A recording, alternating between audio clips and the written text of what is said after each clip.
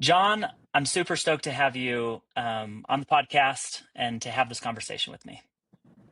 Glad to be here, Dale. Thanks so much. Yeah, so everybody, John and I grew up in Rose Park together, about a block away. He's one of 13 kids. I'm one of 9 kids. And we used to rollerblade at the University of Utah together. We used to go and get free pretzels at Crossroads Mall or pretzel samples. We had all sorts of fun, experiences in our youth, and we both became entrepreneurs. And I'm just stoked to be able to share your journey. So if you want to give like a 2-minute overview of how you got here to where you are and what you currently do, that'd be awesome. That's awesome. Yeah, thanks, Dale. Glad to be here. Glad to share some of our story. We definitely had a lot of great adventures growing up. And I think since, I went and I served a mission in Bangkok, Thailand when I turned 19. And I think I knew in high school I was going to do business of some kind, but I wasn't really thinking entrepreneurship. And I got to Thailand, and Thailand is a crazy place, and there's just so many different ways of thinking, and you meet all sorts of different people. And I kind of learned on my mission that I have thicker skin uh, for uncertainty than a lot of people, and maybe I have maybe a higher capacity for pain than some people. And so when I came back from my mission, I was like, I think I'm going to maybe start some different businesses and get into different entrepreneurship. So circled up with some buddies from the mission, and um, my first business obviously was like many people, was a landscaping business. And we made a good amount of cash in a pretty short period of time. It paid for school in Hawaii and some fun little trips we wanted to do. And then it kind of like opened up the doors as we were going door to door and selling landscaping. Then you meet new people and you kind of daisy chain into different types of opportunities. And I really loved the startup world. I was really drawn to social impact type ventures. So businesses that make a difference while they are making money. And I was back in the day when those were really new things. The nonprofit world thought you were crazy they thought you were maybe like dishonest if you were trying to make money. And the for-profit world thought you were squandering talent if you were trying to do something that just made the world a better place. But I learned early on that there's a real segment where you can accomplish both of those in really meaningful ways. And that was really fun. So I have been involved in entrepreneurship, probably in some form signing my own checks for like the last 25 years or so. And in some sense, I guess I'm just not that employable. I think I'm totally comfortable taking some of the risk and being on like the founder side. I love to see how it works and how it all is put together. And so I've been involved over the course of the last 25 years. I've been involved in retail. I've been involved in services. I've been involved in software. And I've been involved in a number of different types of ventures and ways to kind of work in the entrepreneurship world. So I currently am the president and co-founder of a company called RedList. It's a SaaS platform for kind of heavy industrial application. So our customers are companies like ExxonMobil or Amazon or Kinross or like some of these really big, heavy equipment intensive type companies that just have a lot of things to keep track of. And I also I'm a partner in a number of other businesses, and really grateful for my partnerships there and for the people that I'm working with. It's been a great journey, and I'm super grateful for all the people I get to work with on a daily basis and all the things I get to learn every day. Yeah, awesome. Cool. Well, like we spoke before, I've got several different topics that I want to jump into to make sure that people experience like the full John Keller magic. And I know that I've, learned a lot from you. Early on, you said that you run kind of a governance model. Is that still a thing? Do you still call it? And maybe that was the word you used or not, but you have one business that you're actually full on operating in as the president. But before you were a part of a lot of different companies. Yeah, I guess you'd say like as I've kind of gone through my journey, I think I have invested in a lot of different ventures and also participated in a lot of different roles in different ventures. And in some of these, I've learned how to navigate from the investor side. It's really being an investor is a lot different than being an entrepreneur in my experience. And so I do have, and also then building the types of businesses where you can step away and have partners who can manage certain things and you kind of exchange certain levels of trust so you can participate in other things. I've been involved in a lot of those as well. So I would say that this current venture as a SaaS company and how much the landscape has changed since we started this company. I mean, we started it really, we took on a lot of funding right before COVID hit. And you can think of all the changes that took place during COVID for businesses. And now we're kind of like riding through the AI world. And every day, every week, there's a new tool we're trying to integrate or swap out or something. So the landscape changes so dramatically. So I think I think I probably had a far clearer picture of how I thought the world worked than maybe today after having another 10 years or, a number of other experiences where I'm like, oh, there's just like so many different ways that things can fit together and I've met so many different people and they make money in different ways and they're growing their businesses in different ways. And so I mean, there's some big blocks that seem to share in common, but for the most part, I think there's just a lot of ways to do business and to grow businesses. Hmm. How much of your energy now goes to your active business versus the passive businesses that you're a part of? It's really pretty funny. Like the vast majority of my business energy goes to RedList, but I would say that RedList probably represents um,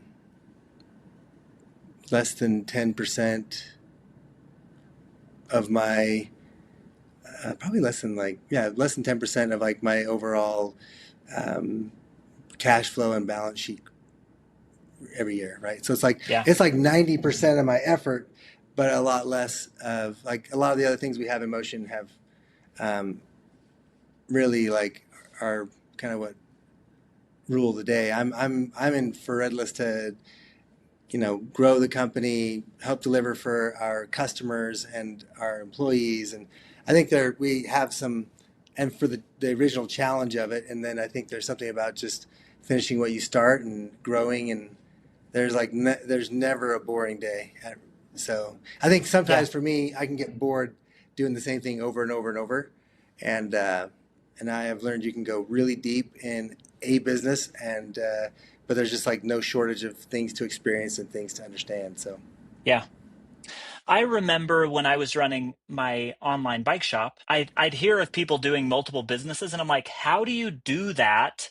Because I can barely do this one, and there's my attention, I don't have enough attention to put into all the different areas that we have in this business. So it's really always interesting for me to see people that were spending time in different businesses. And now later I'm like, oh, I'm part of three things. I'm like, wait, why am I part of three things? And do I want to keep doing these other ventures and getting a part, being a part of more? So one, I guess, question or thought so Clayton Christensen talks about building capabilities. He gave the example in his book, How Will You Measure Your Life? Dell Computers began to outsource different things to Acer, or those that they eventually became Acer computers. Outsourced the motherboard, then eventually they outsourced the whole computer. And they talk about building capabilities not only in a business but also as how can you build capabilities in your children? What kind of tasks and things can you have them do to build capability? And one of my aspirations as an entrepreneur is to be a very capable entrepreneur. And you become a capable entrepreneur by going through different experiences and trying different businesses. And your thick skin for uncertainty and your pain tolerance, that's just kind of interesting. um, i I think as an entrepreneur you can't get ulcers by uncertainty, or else you'll like die early. I also love and crave uncertainty, And as an 82-pound freshman, I'm like, oh, I have to work harder too. So I'm like, oh, I can actually work really hard. So it's kind of fun to hear you say that. And those that don't know, John and I wrestled together. He was a couple of years older than me and 50% larger than me, as a 150 pounder or whatever. So that's one of the traits I admire about you is your ability, the capabilities that you've created. It seems like whenever I have a business problem over the years, like, oh, talk to John about that. Sure enough, you've developed or experienced something that would help you build and grow that capability. So I'm curious both maybe just how you see that and why you've done it that way, and maybe some uh, just explore it, why you're happy you did it that way, or maybe some regrets that you have by being, such a jack of all trades in those ways. I think there's a lot packed into there. Like one of the things, so I love learning new things. I think by nature, I'm pretty ADD kind of thing, like I love to hear something, understand something, and then try it for myself. It's like usually not enough for somebody to tell me the stove is hot. I kind of have to touch it, you know? And so in some sense, I think for a long time, I would sit in these entrepreneurship lectures, or I would attend someplace and someone would tell me about their 10 different business enterprises and all the stress that was coming from that. It just sounded like the most romantic stories in the world. Like, oh, this would be just amazing, like to experience and to see that and understand how all the pieces fit together. Um, I think I've learned as I've had different phases, like I'm really focused on RedList right now. And, but kind of like my outlet while I'm focused in RedList is I still am reading probably about a book every 10 days or so. Some new piece of literature is going to like kind of spark some interest. And then in today's world of AI, like I have like all sorts of, like pretty much I'm having a conversation with, ChatGPT or Grok on the way home and say, explain this relationship to me. How does this work? Describe this to me. So I'm like, I get to engage in all these, like I have no shortage of connections to be made and knowledge to be gained. So I think even though I'm focused more on a single business right now, I think there's an infinite amount of facets to be gained. So I love learning. Um, I think that there is, like in the book by Angela Duckworth, Grit, right? She talks about this thing called the intentional practice model. And I found that to be, of all the models I've seen, it's just so simple and it's so powerful and it's so true. Like if there's something you want to get better at, you set your goal, you focus on that goal, you say no to the things that are going to get in the way of it, you get third party feedback, and then you reflect and refine on that so you can set a new goal. And I think no matter whether it's in business or in life, like if you really just kind of try the intentional practice model on whatever, like I think you'll find success and you'll never be bored. And so Hmm. for me, as I kind of dug into that, like I like to learn new things. And so if I was doing it over and over, I would get bored of it. So I learned early on in business, like you can sell a business at a certain point. Once it gets really monotonous, you're like, okay, let's sell this. And I think I had the advice of one of my mentors early on that says, if you want to be fabulously wealthy, always sell early. And I took that to heart, and I probably took it a little too much to heart because for me, selling early was like sell the whole thing and get out. But as I've grown over time, I'm like, oh man, like there are some people who are so dialed in. They've been doing their intentional practice model, right? At something other than startup or something other than mid-level. They're like looking to grow it to be, a mid-level company to like $1 billion company. And they specialize in that kind of realm, and that's where they focus on. And those guys, that's what they do. Um, and they find success in that as well, right?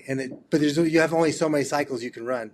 So as I've gained some momentum over time and some knowledge. I'm like, I'm not so much a sell everything and move on guy. I like to sell enough to take off the table to be worth it. But if you find the right partner who can specialize in their intentional practice model, then you can kind of benefit from their success, just like my investors have benefited from my hard work and my sleepless nights. Like you can benefit from somebody else's, and that's a kind of a really virtuous cycle in some sense of like there's always something on the table for the people with the right mindset, and to see how to participate in that and to gain from that is really exciting.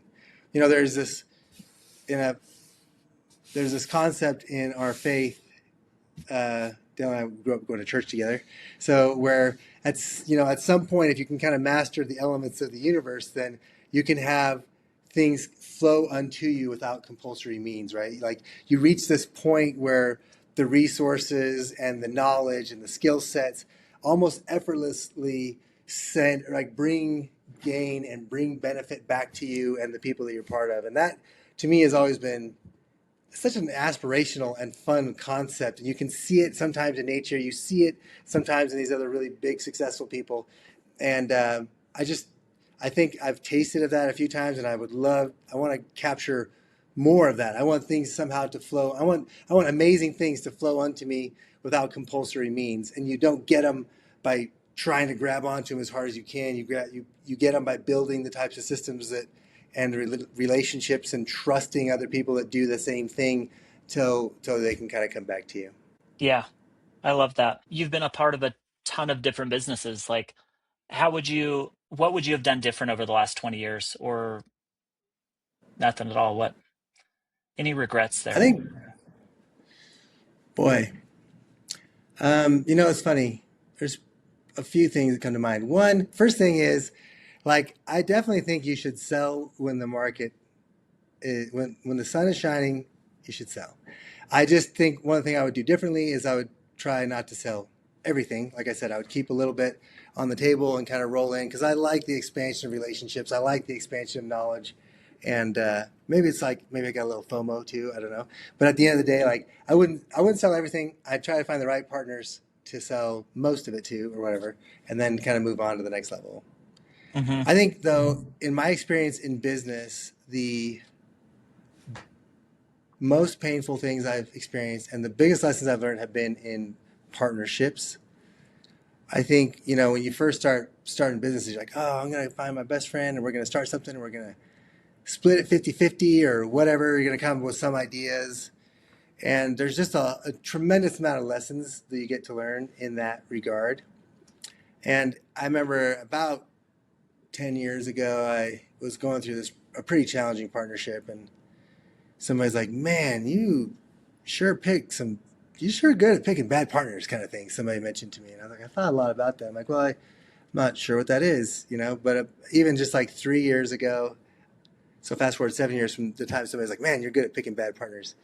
And then somebody was asking me like a few years ago, and I was describing to them my different partners and our relationship, and they looked at me and said, man, how do you pick such good partners, And it's just kind of funny because, like I said, I've been on both sides of the fence.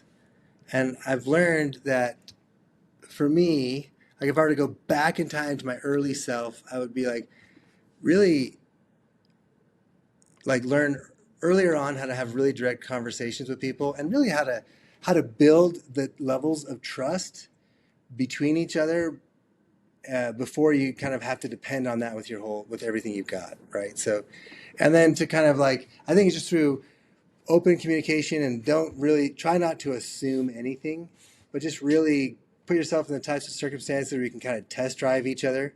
I think it takes like years to build relationships in business. I used to think it took like a luncheon. Like if you're like, oh, you want to invest in me, be my friend, and let's go start this amazing thing together. And I did lots of businesses that way. And but now I've learned like, oh, that's like one step of 1,000-step journey, right? Or 1,000-mile journey. There's a lot of steps to building relationships of trust. And then when you find somebody like you can trust and you work together well and you can communicate, you can be your real self and you can put your whole self out there and they're their whole selves back and you're comfortable with that, then you kind of lean more into that. And then over time, you got to really treat those relationships with like gold because it's like so easy to destroy a relationship. It takes so long to build it. But good relationships really make all the difference. And like right now in my businesses, I absolutely love my partners. I'm grateful for them. Like we have a very direct communication, and if one of us gets upset, we tell the other one we're upset, and nobody's going to cancel you or go home or never call you again. But like, so I don't know. I think partnerships, like I would have been slower to make partners early on. And then I think one of the things I've learned is really do whatever you can to be type of partner that partner, that good partner, wants to be a partner with, and and that I think is part of, again, that's part of how you can help each other exploit one another's strengths and make the pie bigger together. Yeah. I know, and I won't get into the details, but you had a very direct conversation with someone about investing that and you decided based on that direct conversation that you were out. And then years later, they found me, and I didn't have that same very direct conversation, and I lost a lot of money. Um, so congratulations. Let's just say uh, I've lost my own money in lots of places, and that's kind of what yeah. drives those. Well, that's that whole having very direct conversations early on is really interesting, and pairing that with you can be your whole self, your whole unabashed real self with them, and they can do that back, and there's this like safe understanding uh, that resonates really deeply. Where sometimes you're like, no, this should be good, and you can't be your whole self, and it's just ugly and messy, and that can still be okay. You can still have some okay outcomes, but that's a lot harder life to live in. Yeah, you know, like I think there's a philosophy that undergirds it. I think that I've met a lot of people and they're great people and they still get stuff done where they're so dialed into sales and matching people's personality, and they almost can be like, I mean, I don't mean this in a pejorative sense, but they can like be anybody to somebody, right? They're going to be like their best friend. They're going to super persuasive, super dynamic, super energetic. Like I kind of have to realize like that's not my first impression. Usually I leave on people. I'm like, wow, people come away from me with me sometimes like, man, that guy's intense, and man, he is direct, and you know, there's like all these different types of feelings. But I kind of always feel like my underlying philosophy is that one of them is that I believe that the soul is kind of an eternal element. I think we're in this amazing experience that I kind of like. It's not like there's a lot of interpretations of what simulation theory is, right? But I think we're in this amazing. I think we're eternal beings in this amazing experience, in a very temporal experience right now. But one day we're gonna see each other like more as we really are. And I don't know if in that state, without skin and without bones, I'm not sure if I can like stop someone from seeing who I am. And so for me, it's kind of like this challenge or pursuit. Like, can I be the same person, like with my skin and without my skin? Can I be the same? And if I can be around those people who could be the same, whether I like in their private lives and their personal lives, like we share each other's like we're so open with each other in some sense that that we're the same people. And to me, that is like the most refreshing, most freedom amplifying like experience I can get. So for me to be in partnerships where I feel like I can say what's on my mind when it's on my mind, and when I can also like just be sincerely and authentically grateful for all the amazing things my partners are doing, and hopefully they sense that in me. And I'm also grateful that they're overlooking all my shortcomings, because I have so many shortcomings, right? And I through partnerships you kind of learn early, like, man, you got no one's going to tell you how bad sometimes you might say you suck to yourself, but if somebody else, when they tell you you suck, it just hurts differently. It just does. So you dig into this, and to me, it's like, so if I can have that, then I feel like it's not just something for this business or this moment or this deal. It's maybe something I can have throughout my whole life if I can attain it, and maybe even beyond this life, I'll be more comfortable and more ready to be around other people. Yeah, that's really cool. So, and I do see you as someone who doesn't try to disguise their flavor. You're not a chameleon. You are you, and it's cool to hear how deliberate you are about that. Well, It's like I interesting. said, I don't know if I know how to live another way, but anyways. Yeah, that's awesome. I love your reading a book every 10 days, converse with AI on the drive. I found when I have more momentum, and maybe we can even transition into that, that that there is the right amount of putting things in my brain, and I've had years where I'm like, hey, I read 50 or 60 books, and sometimes I'm like, I'll in a year I'll reread 10 or 15 and keep things going. But I found for me, I gain more momentum when I when I keep the learning and, you know, through books going. What else do you do to keep momentum? And, you know, and I'm thinking momentum, and I'd love to just hear how you kind of manage, yeah, in a day to day. How do you stay excited each week? Do you plan each week? Do you plan each month? Focusing kind of where you're going to spend your energy, where you have so many options.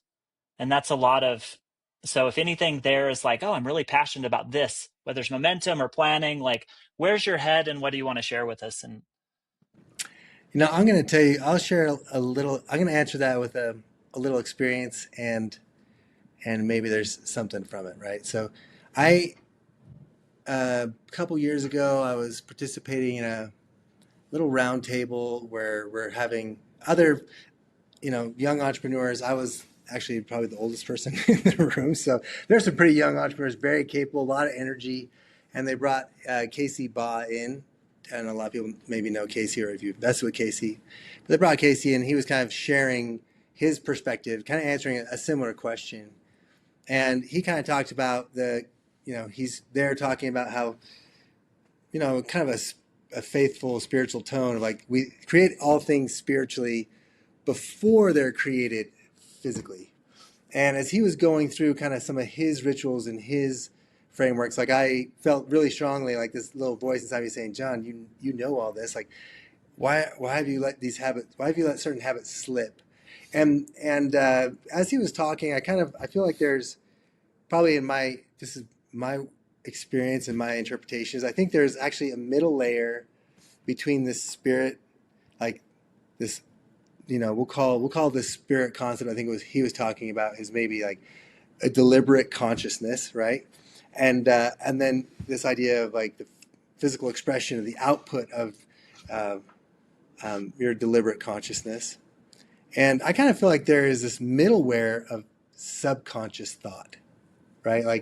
Like we, as the older we get, like there's a lot of studies that go into it, and the older you get, the less of your conscious brain you use, and the more you lean into your subconscious brain. Just like on a computer, like we take our operating systems for granted, but they are cranking so much information, and the more powerful the computer gets, the more powerful information is being stored and processed in the background, so you don't even notice it. But the amount of energy it takes and the amount of code and specific code that went into your operating system is off the charts. So after that meeting, actually, I kind of went home and I was like, I felt kind of chastised by, I felt like the universe was kind of shouting at me, like, what are you doing? So I kind of like took a version of kind of his ritual and with other rituals I'd had in the past, but I kind of strayed from. And I felt like, and my whole objective, I was like, I really want to prime my subconscious mind as much as I can. I want to somehow tap into this part that would make things less. Again, this goes back to I would love things to come back to me without compulsory means, right? I want them just to kind of just flow because my subconscious is running those operating systems in the background.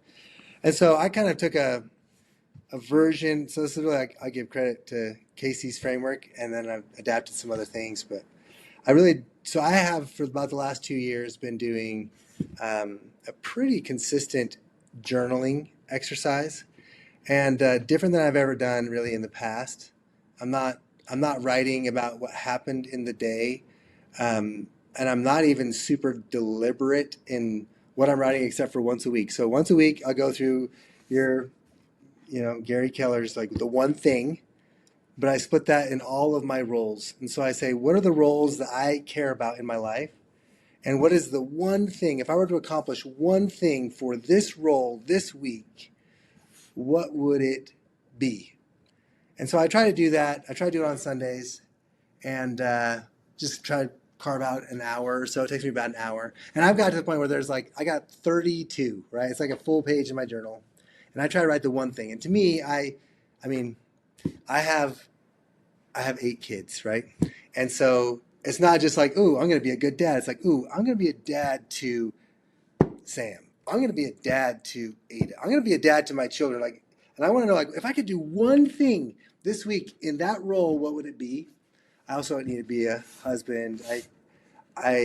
I want to be a disciple of Christ. I have different things. Like I lay them all out there, and I pick that one thing. And honestly, like I think the most I've ever gotten in a week is like 25. But probably on average, I'm probably somewhere between like 14 and 16. Like I hit them, but like I try to, and then I'll do a journal prompt that is really intended to like just spark my subconscious. I just want to wake myself up in the morning to kind of like, we have these things called, they call them, I think, the reticular activation device, right? So it's like whatever you tell somebody, like if you're looking for something, you're going to find it, you know? Yep. And so I try to do journaling that's going to prompt my subconscious to look for the characters or the traits that mean something to me that would empower that subconscious operating system is just going to like get more of what I want in my life back to me. And I try when I do that just to quickly look through my list of what have I accomplished of my one things that week. And I've been Hmm. doing that for about the last 2 years, and I've found that to be really rewarding, and it helps. There's so much that goes on in the world as an entrepreneur, as a father of, as a husband, as somebody that's like trying to dig into their community and participate in any of their community activities. Like it's so easy to get lost in it, and I have found it to be very helpful. And I've seen there's been a daisy chain of experience, like a domino effect, as I've tried to engage my subconscious more, like, and connect more with the parts of me that I really usually ignore or in some points almost suppress, right? Like I'm seeing, like I'm learning and I'm experiencing more all the time. And they're not always pleasant lessons, but I think they're always useful. Something for me is behind every distraction, every challenge. So, anyways, Yeah. I don't know if that helps, but that's an activity like I can say I really have done for like the last 2 years, and I don't plan on letting it go anytime soon. I adapt it all the time, but I I'm gonna try to keep this one for a long time. Yeah. I love that. Tell me more about the journal prompts. You say like, hey, to prompt my subconscious. What does that look like for you? Like, what are examples of those? Um, so for me, my journal prompts are probably a little bit of a mixture between like Tony Robbins journal prompts and like Jesus Christ type journal prompts. Like if I was talking to, like I really want more of the character traits that these idyllic character traits. So I try to prompt like one of like the 30 character traits of Jesus. I try to do that like twice a week, right? Like just So like give what's me that? just one of What's these. the exact prompt then? Give me. I'd love it. I want an example. And I ask that because I don't know if you know about me, but this about me, but I've probably bragged about it before, so you probably do. But I am like 12 years into a daily journal.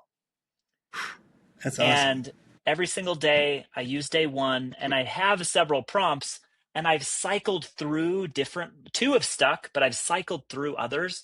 So as you're saying that, I'm like, how can I activate my subconscious, John? What do I need? Give me some more ideas. So so yeah, like a so I specific for me question that it's gets like you going. okay, so that's a fair point. Like for me the question would be like name a character trait that somebody says Jesus is or has or exemplified. Um, and then I want to while I'm doing that again, I love AI in a lot of ways because I can it really helps you find references really fast and things like this. So I'll come up with a prompt. I did a prompt this morning. My prompt this morning was because I really want to work on my gratitude, right? But I want to know like was Jesus grateful? So I would probably start so my prompt probably started something like this. Jesus is grateful, period, right? And I started to say, what does that mean? Is he really grateful? Was he just telling us to be grateful? Did he exhibit gratitude? And so I might really quickly like bust open Grok and say, hey, can you tell me, was Jesus grateful? How did he exemplify it or whatever? And while that's kind of doing its little thinking, I'm going to go ahead and just start writing and say, oh, I know Jesus told us to be grateful. I know he said thank you before, he did before he fed some of the crowds, and I know that he did certain things. Like, but what is he grateful for? Is it just for food? When did he express that? And so then up would pop up I spend maybe a minute reading through my Grok response and say, oh, those are cool references. Yeah, that's right. And I kind of dig into it and say, oh man, and am I doing that? if this is what's going on and this is what he's teaching, and he actually did exemplify. I didn't even realize that, right? So, I mean, there's lots of different angles, and I found them to be really fun. Like to me, they're fun because they're questions I wouldn't even normally pay attention to.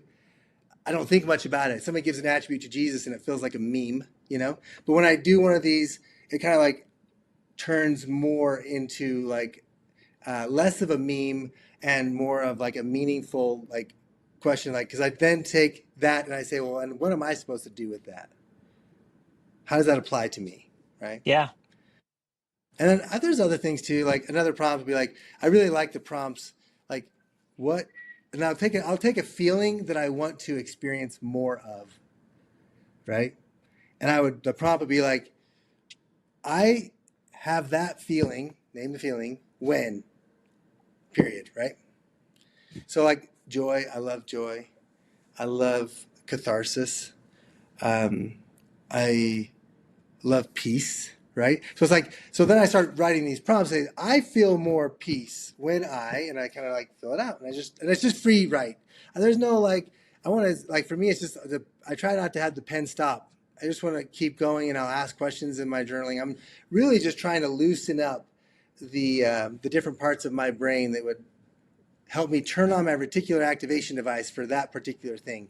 And Yeah. it's kind of fun because I've had these moments where I've like forgotten maybe how much I like, um, like how much I like just listening to music and singing along at the top of my lungs while I drive into work sometimes. Like I've forgotten how fun that is. Uh, but if you write in your journal and you're like, oh, what brings me joy? I'm like, well, actually, these types of songs with my, singing them at the top of my lungs, that brings me joy. It's like, well, man, why don't I do that more? Right. So I Yeah. find myself turning that on, and that's been it's been useful, and I have a long ways to go, but it's been really good for me. That's awesome. Yeah, I'm good at becoming robotic at things. It's like a superpower. I guess it's a human trait, you know. So I'm always trying to find ways to enhance my journaling, and that is super helpful. So, thank you for that. And very, very deliberate, purposeful. So would you say that this process is part of you're choosing those things every week? So that's probably a big part of you keeping momentum. Yeah, I would think so. I mean, I think that between, again, in my mind, like this momentum, like there are some times when some business gets so hard, it's like, it's so heavy and can be discouraging, They're Hmm. like, you just have to, like, I'm trying to find ways in my life. Like usually in my life, I've just leaned into like, I'm just going to push harder. I'm going to like give more. I'm going to sacrifice more. I'm going to like find ways to go beyond my pain threshold or whatever, right? Like that's kind of been my crutch in the past, but I don't, and I say crutch, it's a strength. It has its own benefits. It really does. But at the same time, like what I really want is to tap into more effortless experience. Like I see people as we are getting older, and I look at their lives and I see people making deliberate choice for that. I'm calling it this subconscious, this middle layer, but like how do we get these effortless systems built more in our lives? And that sometimes is changing our insides so we're less uptight, less judgmental, less attached, less resistant, these types of things. Yeah. But there's also these moments where it's like, I think the momentum, I think there are forces that exist that, forces that, like, in maybe not some sense like gravity, but forces in our own lives that bring happiness or bring success or bring fulfillment. And you see some people who really seem like they've harnessed those forces. The forces for good. And you're calling this like this momentum, and I'm kind of like interested, like it's less maybe about the momentum I bring to things Hmm. as I get older, and it's more about how do I harness these forces that exist that we can't see or completely understand, but they're there. And if I can align and harness that, then I think we really win. Maybe almost like that scene from dune when he's going to go catch a big, you know, sandworm there. Like, Sand it's just creature. like, how do you harness that?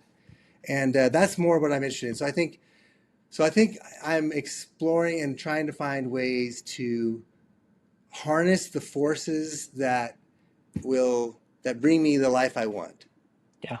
So maybe almost as if the waves are already traveling through the air. There's already these frequencies that are happening, or radio waves or whatever.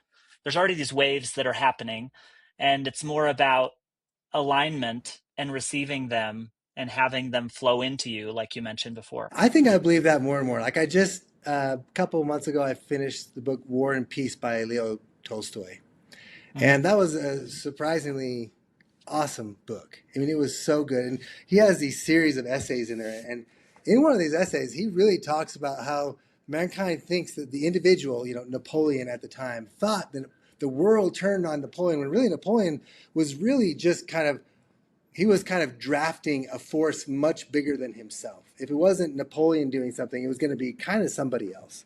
And Hmm. and he gives a really provocative expose on that. And I feel like it ties into a lot of other deep philosophical thinking that says, look, man, like I know mankind, we like to think we're so amazing and we just invented everything. But like all this is like mankind is really a small speck in a very large universe with powers and forces like that are so big and so incredible. And we're learning how to harness those in some sense, Yeah. right? Little by little. But there's still stuff we don't understand. And if in my life, they say the phrase sometimes, I'd rather be lucky than good, you know? In other words, I'd rather like, sometimes you really just want it to work out. You don't have to be the world's best at it, but if it works out for you, good job. And I think I'm evolving into that belief where I used to think I had to know exactly how everything works. And that's still a hard thing for me. I still fight that in my neocortex, my like daily life. I'm like, I don't have to know it. I just want to, I'm really pivoting and say, I want to harness that more. I want to draft it. I want to get behind it and let it carry me. Yeah. I'm imagining I'm a radio and I just have to tune in to the rock song that I prefer that's happening, as opposed to being in some random thing where waves aren't coming. Like, I think there's probably a lot of truth to that. And I think though, I might even argue. I don't know. This is probably still too abstract because I think yours is way less abstract, and that's a great metaphor. I think when I'm thinking about, I'm thinking like I think that there are these forces that if we can, you bike, you've done a lot of these things, and if there is a real power if you are drafting behind some object that is in front of you that's pulling you along, then you can like kind of just get into that channel, almost that groove, and it will almost pull you. So how do you yeah, keep your momentum? It's like, well, just keep up with the force, right? Whatever yeah, that particular thing is you're looking for. So it's not just because listening to the radio still to me is still requires me having to listen and process the radio, yeah, right? yeah, Whereas I think if you just kind of can pull in and you're just tucked and you're just kind of cranking your legs, but you're dialed into that channel, like in that, it's going to pull you along. yeah. Is what I'm exploring, and that's what I'm looking for right now. I got 5 miles ahead of my buddies in the north of Spain because a tractor passed by and I chased everything. And they are always like, they didn't chase anything because you never really catch because they usually accelerate faster than you can.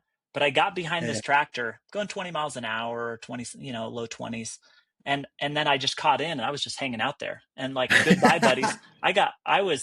I was 20 minutes ahead of them. So maybe not 5 miles, but I just got pulled and then it took a turn. I'm like, wow. So I like the nuance of, those forces that take you. And I'm just getting a lot of alignment, focus on maybe aligning as opposed to like, we do all these things. I'm going to go and create everything. If it's to be, it's up to me. And there's a lot of that energy and that kind of those kind of words that we use to be like, we're entrepreneurs and we create everything versus, wow, there's some really amazing people who are like actually just the same as us who have maybe caught the tractor and because they found that flow have 1,000 times the impact or reward or whatever you call it, maybe because it's more of that flow that you're talking about. No, I think that's I love your story. I feel like that's it, and it's not just that they've. I don't think that they just got further. I think they actually probably were able to enjoy the scenery a little more. I think we're wired in some similar ways with just wanting to create. And sometimes I have this like grasping angst around like, I'm going to do this thing, but the energy is not, it's probably not the best energy. It's like, oh, great. I was able to live my 80 years on life and amazing things. But I was always like this, you know, like muscles tight. Like you can win like that. You can do a lot of good things, but maybe you're not going to win in that way of being totally pulled into a draft zone, like you're talking about. Um, that's really interesting. I like that. Yeah, I think there's just so much of it everywhere, you know. And I said So some of the greatest minds around that they're cluing into it, and I think the greatest like business minds and the most accomplished entrepreneurs that we see out there, like they've tapped into these forces that are bigger than them, and they just kind of pull in. have you read anything lately that has enhanced this idea or thought for you You that you know, can yeah, recommend? it's funny. Yeah, I mean, I think just yesterday, actually, I was listening to a book called G Cubed. I don't know if you've ever read that book. Nope. Yeah, it's a G cubed. G cubed. Yeah, like the Okay. CUBED. And Okay. it's a really fun book. The guy is, he's definitely our kind of, I don't think he quite grew up in Rose Park, but it was definitely one of these kind of religious community guys who just kind of got out there, and he had a really hard go in his first part of life. And as he overcame it, he kind of developed his own little equation. And as I was listening to his book while I was doing a little run, and I was just listening to his book while I ran, and and he does such a good job of just telling his story, and it pulls you in, and then afterwards he kind of like, you should like, rate yourself on your gratitude, rate yourself on your growth, and rate yourself on your giving. And there's a really, it's like his basic model. That's the G cubed, right? Gratitude, growth, and Yeah. giving. And he kind of he gives some good insights on it. And honestly, just thinking about that, even that's because again, I have my habit stack, right? So I read that book yesterday, and I thought about um, this question of gratitude, and am I being grateful enough, and how do I be more grateful? And then that found its way into my journaling, right? And Hmm. then I did the journaling, and today on the way in, like as I was singing in my car at the top of my lungs to these songs, because he mentioned that in his book, and I was like, yeah, we're like, I love this too. Like that's so cool that I've he's already built it as. bought it. I put it in my library on Audible. Anyways, I loved it, and actually I had a chance to go, and we did some service in Hawaii with my family, and we got to stay in a house that the author owned, and he was just super giving. He's super giving, so like he's living what he does. He's super successful, and it was really inspiring to me. Anyways, that was yesterday. So yes, what books? I'm Wow. like, well, that was like the most recent. That's amazing. That's amazing. Okay, so to wrap up, because this is so interesting, John, and helpful for me. Um, that idea of like everything flows into you, I'm gonna I really want to ponder on that more. I think it's super cool. You shared another idea with me when we took our kids to the Kings Peak area. We didn't climb Kings Peak that time, Yeah. but you said, Dale, I think the world has this amazing way of recycling itself, and how everything you look at wind, rain, and try to find evidence of, something from 500 years ago is kind of hard. It's there, it exists, but it's really hard to find, or 2,000 years ago, 10,000 years ago, whatever. Um, and that's shaped, I've thought about that a lot actually, in terms of like even what we create as entrepreneurs. Like, would it really be worth it if what we're, the idea that red pepper or that any of my projects exist in 300 years, it's like it may not. Maybe red pepper will. It'll be amazing, and but maybe some of my projects, I'm like, it actually will not exist. And that idea has been pretty powerful for me, in that if I can't go through the process in a happy way, feeling joy, not totally grasping, and and if it can't be enjoyable in some way and feel fulfilling, where I'm hopefully in, and for me, I call it like a providential tailwind. There's a lot of things where I'm like, I just felt that like this is the thing I should do. And maybe it's kind of like that. Maybe it's like that draft that you get in. But where, how do you see, in creation in that way? You do a lot of things. Like, what's your, um, how do you think about that? I guess for me, I'm like, hey, anything we create is going to go away, and not in a depressing way, but I need to go through it in a state of gratitude and joy.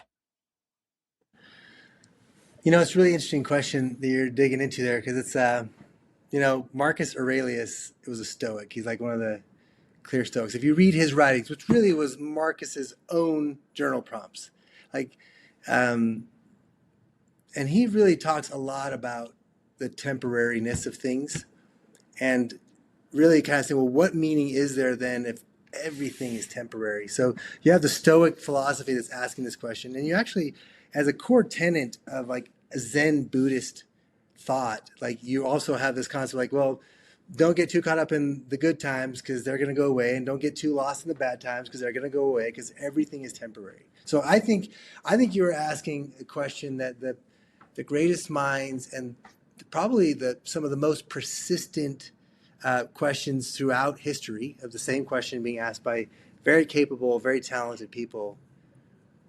And it's, first of all, they make great journal prompts, by the way. Just go ahead and try and say, what is going to matter in 1,000? What am I going to do today that's going to actually exist in 1,000 years? Just 1,000 years. Yeah. And it's interesting, the numbers, you really get nothing but echoes. I think if you really follow this down, you get nothing but echoes. I'm going to have an echo of how I treated people. There will be echoes of how I treated my family, right? You might, I mean, when I say echoes, like take, for example, I'll make this occasionally, is like the distance of how the space station docking doors are built is actually has a direct correlation to the distance of the wheels of a Roman chariot, right? Because the Roman chariot kind of, it led to other forms of chariots, and those chariots ultimately led to the train, and the train ultimately led to like over the ground trucking. And you have all these different things that we have echoes of Roman chariots in the space station, but it's Mm. just echoes. It's all indirect. So you have to say to yourself, like, what are the echoes that I could leave behind? And which echoes do I want to leave behind? This is like my interpretation, right? Like, I Yeah. think maybe when you do your journaling and you figure it out and you find out you can find some other way to persist, I mean, there's people like Ray Kurzweil who are convinced they're going to capture their consciousness and live forever. That's cool. That's not quite how I think consciousness works, but again, we're all entitled. Mark Zuckerberg just announced he's going to have the digital mark for everybody in his company, right? There's going to be an AI mark that's going to be there for everybody. So like, there's this. Some people are trying to beat the system, and that's cool, and they might do it. That's great. I just think one big global power outage and all those systems are gone anyways. So what's your echo? Like, what are you leaving Yeah. behind? Yeah. So I feel like when I ask that question, it's like, man, I gotta treat my wife better. I gotta treat my kids better. I gotta somehow, if I can have if somehow in 1,000 years from now, the homes of my posterity are sharing some form of architecture. They don't even know where it came from, right? Just like the chariots in the space station. Like they don't know it's there, but somehow they have good lives and they are tied to the things I helped to persist, then I'll have lived a good life. Yeah. Amazing. How do people follow along on to see what you're up to? Are you active anywhere online? I don't You're too really. busy I creating amazing things. So I'm not saying you need to be any LinkedIn. No, LinkedIn is probably the best. Like honestly, like Okay. I log into LinkedIn um, once a month or so, but Okay. that's probably about it. Otherwise, if someone wants to reach out, I'm always happy to go to lunch. I'll take somebody to lunch. I mean, I want to fight for the check, usually, because I feel like I want to be around people who fight for the check. So if people were to reach out to me on LinkedIn, I'd be happy to connect. But really, Just happy to, as you know, just chat sometime. Let's get together for lunch. Let's go on a hike. Let's do something to really connect. So we'll make, actually, that's a thing. We need to do a hike in the next year, and I will take it on me to make the invites Let's do it for sure. next year. I'm there. John, thanks so much for spending the time. Thanks, Dale. Appreciate it.